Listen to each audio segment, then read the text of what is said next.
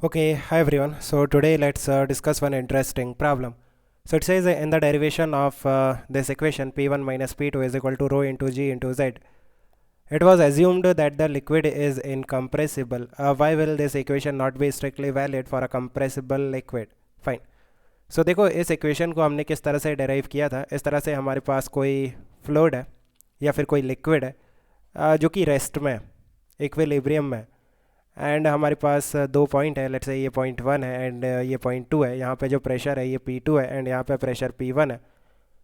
And इनके बीच में जो वर्टिकल सेपरेशन है, vertical distance between point one and point two is Z. Then how to find out the pressure difference between point one and point two. अब देखो हम एक इमेजिनरी बॉडी एज्यूम करेंगे. It may be a cylinder, it may be a cube, anything इस तरह से. Now ये जो इमेजिनरी बॉडी है ये भी इक्विलिब्रियम में होगी. It means net force on this imaginary body that should also be equal to zero. Now इसका जब हम फ्री बॉडी डायग्राम ड्रॉ करते हैं something like this.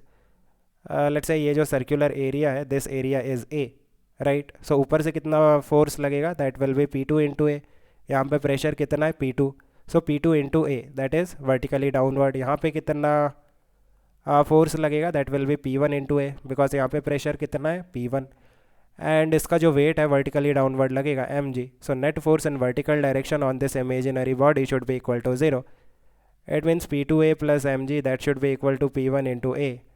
So from here you will get P1 minus P2 that is equal to mg divided by A. Now how to find out the mass of this imaginary body?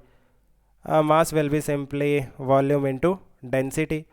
Now volume कितना होगा, area into this height कितना है Z and area कितना है A. So that will be A into Z into rho, that is your mass. सो यहाँ पे जब आप मास का वैल्यू पुट करोगे so A into Z into rho into G divided by A. So A से A cancel हो गया. So you can see rho into G into Z, है ना. This is the pressure difference.